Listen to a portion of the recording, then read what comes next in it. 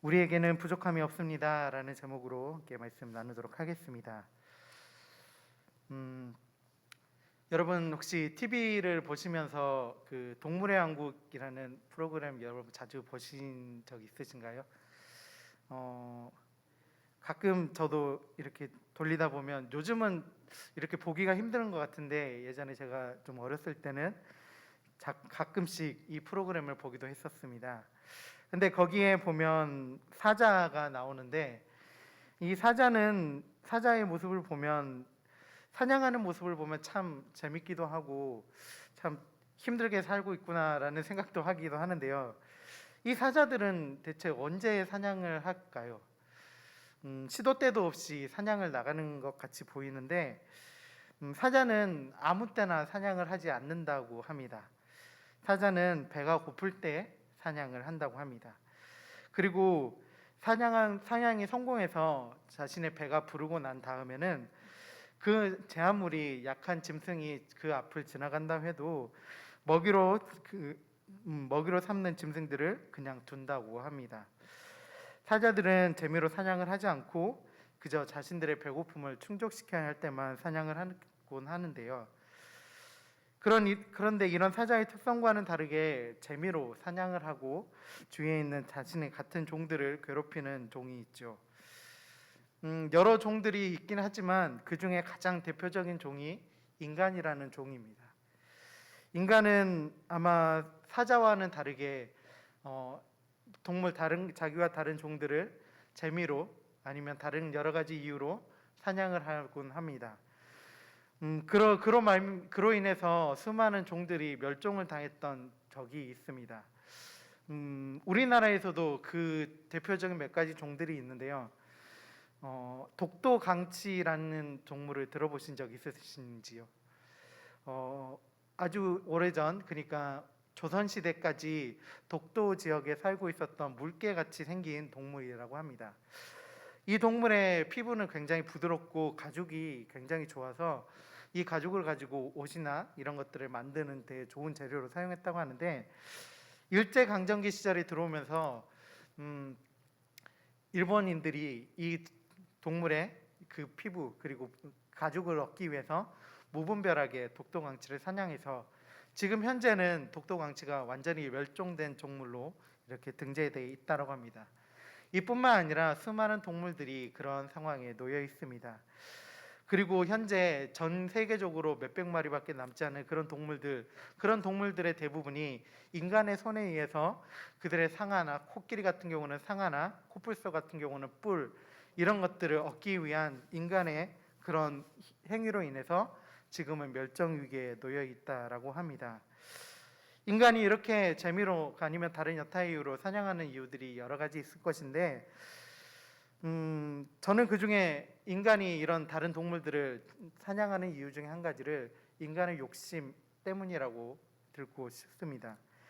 자신이 많은 것들을 가지고 있음에도 불구하고 끊임없이 다른 것들로 채우기 위해 코끼리 상아 같은 것들로 자기의 집을 꾸미고 싶어하고, 그리고 강치 같은 그런 가죽을 얻어서 그것으로 자기의 생활을 하기 위해서 이렇게 동물들을 잡고 하는 그런 것이 있습니다.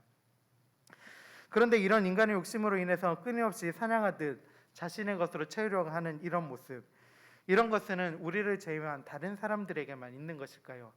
극단적인 예를 여러분에게 들었지만 우리 인간의 욕심에 의한 이런 행위들, 이런 것은 현재를 살아가고 있는 우리에게도 여전히 비슷한 모습이라고 할 수 있습니다.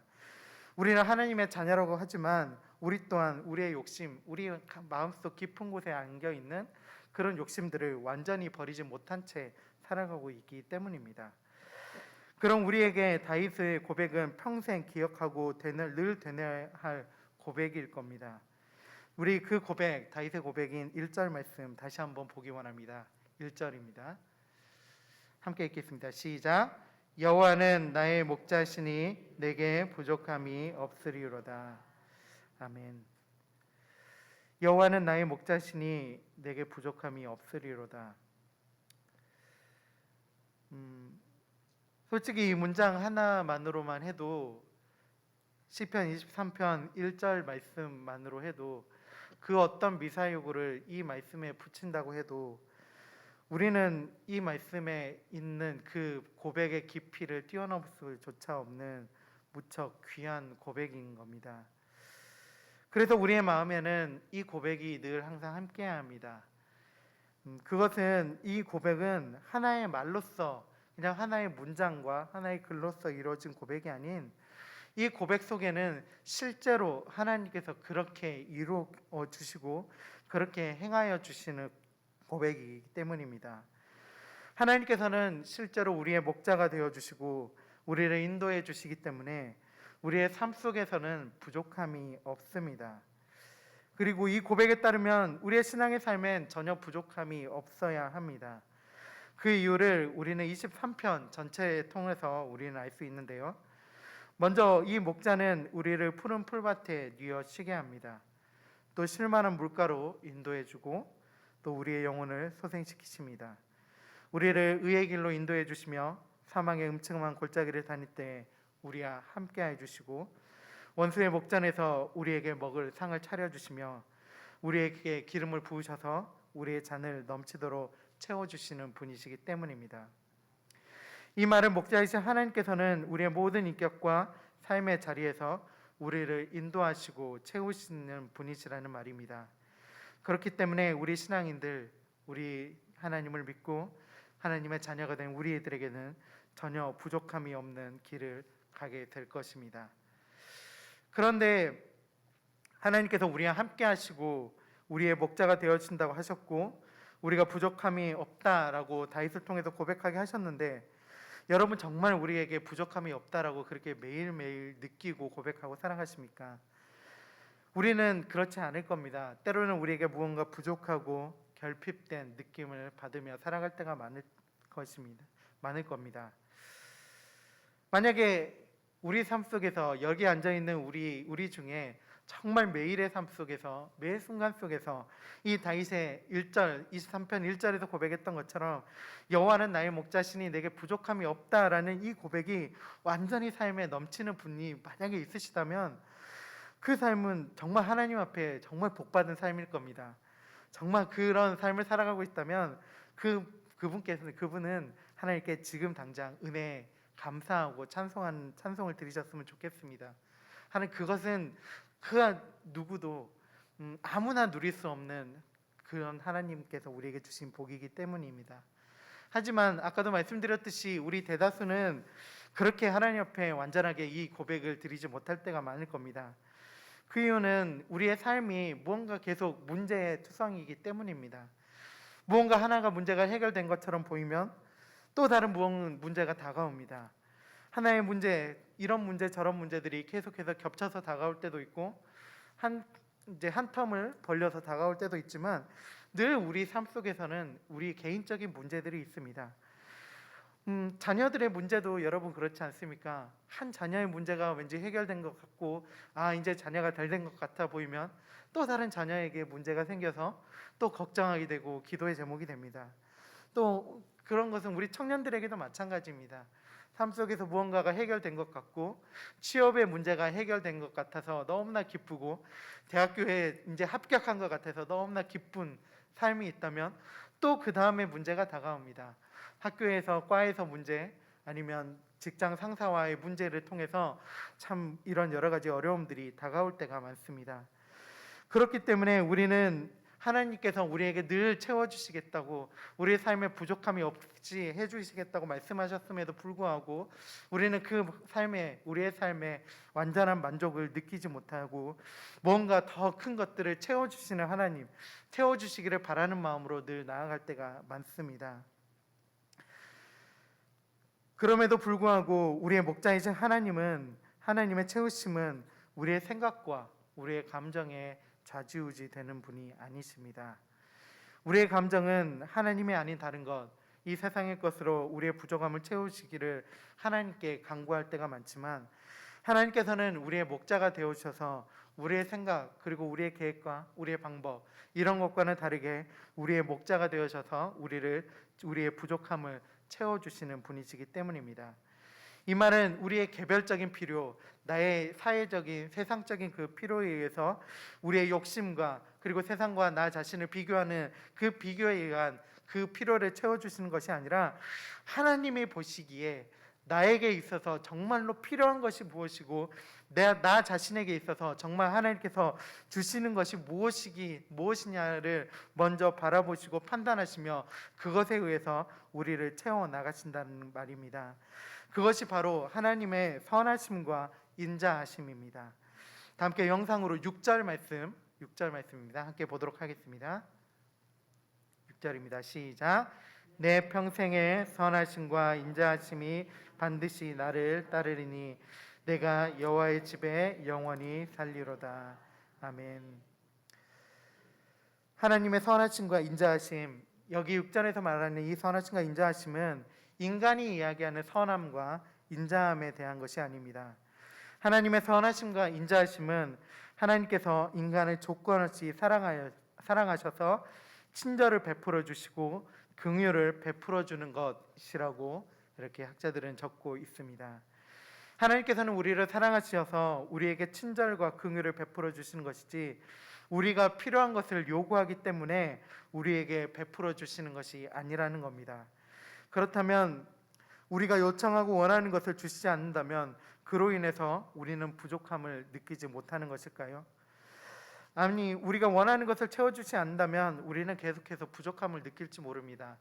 왜 그러냐면 우리는 늘 끊임없이 그렇지 않아야 된다, 그렇게 살지 않아야 된다라고 말은 하지만 끊임없이 우리의 주위와 세상의 것들에 우리를 비교하고 우리 자신의 그 세상의 것이 채워지지 못함에 갈급하고 결핍을 느낄 때가 많기 때문입니다. 하지만 다윗의 입술을 통해서 우리에게 부족함이 없을 것이다라는 고백을 했을 때에는 여기에는 중요한 하나님의 한 가지 것이 담겨 있는 겁니다. 하나님께서는 다윗을 통해서 하나님을 목자로 비유하게 하셨습니다. 목자는 무엇입니까? 양을 치는 사람이죠. 목자가 양을 칠 때 어떻게 양을 칩니까? 목자는 끊임없이 양의 필요를 살핍니다. 양이 지금 무엇을 필요로 하고 양이 지금 어떤 부분이 아프고 양이 무엇을 하고 싶어 하는지, 배고파하는지, 목이 말라 하는지, 더위에 뜨거워하는지 아니면 추워하는지 늘 그런 것을 살피는 것이 목자의 책무입니다. 그래서 그 목자는 그 양들을 바라보며 양들이 배고플 때 먹을 풀이 있는 곳으로 양들을 인도해 가고 양들이 목이 마를 때 물이 있는 곳으로 인도해 갑니다. 그리고 양들이 추워하고 쉴 곳을 찾을 때 쉴 만한 곳을 찾아 그곳으로 양들을 인도해서 쉴 수 있도록 하는 것입니다. 그렇게 인도하는 그런 목자와 같이 하나님은 우리의 목자가 되어주신다라고 말씀에서는 이야기하고 있습니다.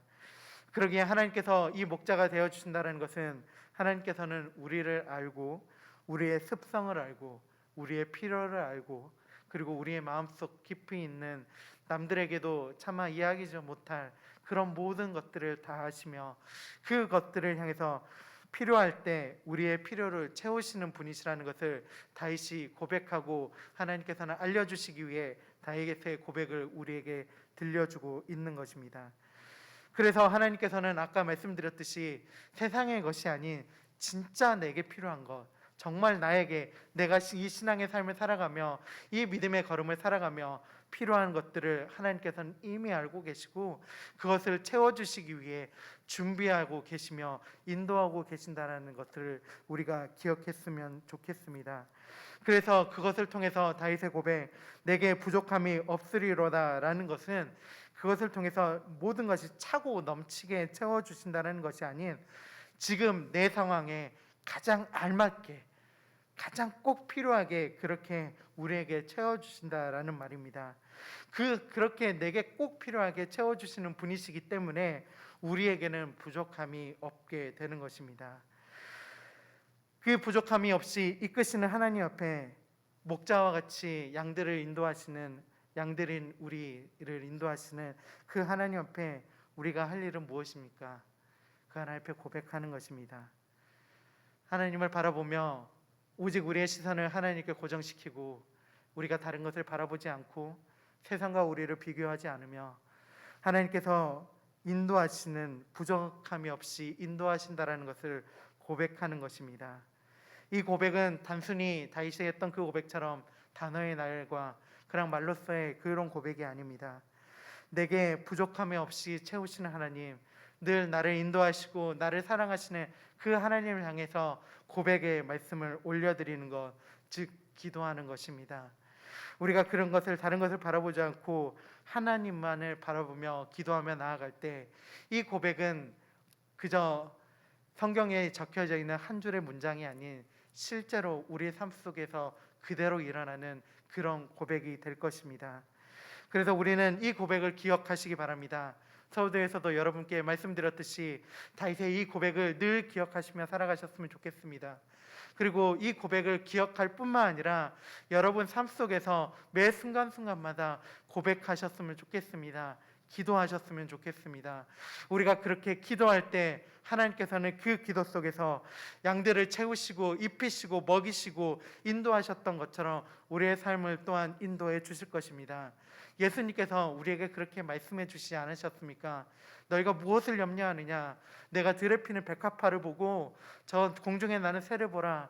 내가 저것들이 아무것도 하지 않아도 저것을 입히고 먹이고 했는데 하물며 너희일까 보냐? 라고 우리에게 그렇게 말씀하셨습니다.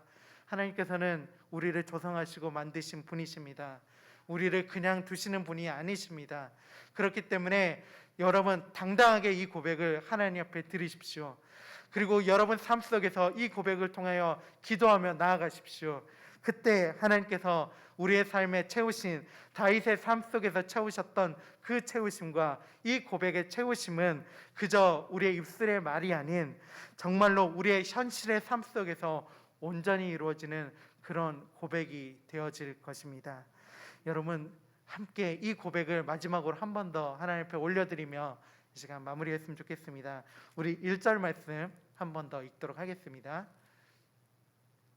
1절입니다. 시작. 여호와는 나의 목자시니 내게 부족함이 없으리로다. 아멘. 함께 기도하겠습니다.